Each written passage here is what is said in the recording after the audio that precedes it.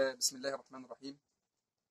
معاكم المهندس مصطفى محمود فهمي، تخصص زراعات محمية، خريج 2010 2011.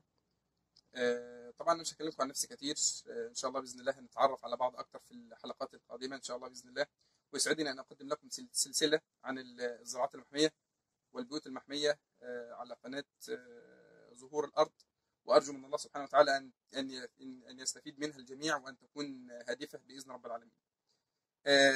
أول حاجة هنتكلم عن الزراعة المحمية في مصر، وما هي أو إيه الدافع اللي دفعنا إن إحنا نزرع الزراعات المحمية، أنواع البيوت المحمية، ولما أو ما هي أسباب التوسع في الإيه في الزراعات المحمية. أولا إن الزراعة المحمية كان الهدف منها إن إحنا ننتج الغذاء اللي هو يكفي عدد سكان مصر. طبعا عدد سكان مصر في زيادة مستمرة، فكانت الحاجه ان احنا نعمل بيوت محميه وان احنا نشتغل وننتج غذائنا بحيث ان يتم الاكتفاء الذاتي من الغذاء في مصر ان شاء الله تعالى.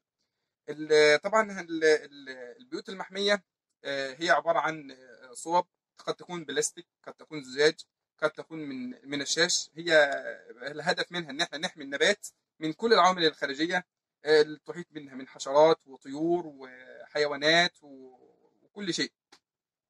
انواع البيوت المحميه: في بيوت بلاستيكيه، في بيوت زجاجيه، وفي بيوت مكيفه، وفي بيوت غير مكيفه. فاحنا ان شاء الله باذن الله هتيجي تباعا في السلسله ان شاء الله على قناه ظهور الارض ان شاء الله باذن الله. طبعا انواع، احنا اتكلمنا عن انواع البيوت، هنتكلم ان شاء الله عن اهم المحاصيل التي تزرع في البيوت المحميه، ومن اهمها الخيار، الطماطم الشيري، الفاصوليا، الفلفل الالوان اللي كان اخضر او احمر او اصفر، والفلفل الحار. ايه هو السبب الرئيسي في التوسع في الزراعات المحميه في مصر؟ طبعا التوفير في الايدي العامله، التوفير في الميه، التوفير في العماله، انتاج غذاء يكفي لسد استهلاك الانسان، طبعا بالاضافه الى دخل الربح، ان احنا نعيد ربح مفيد للمزارع ونعوض التكاليف اللي بتكلفها المزارع. وطبعا ان شاء الله في الحلقات القادمه ان شاء الله نتكلم عن انشاء البيوت، عن طرق انشاء البيوت، عن ما هي الظروف التي تساعد على نجاح البيوت المحميه.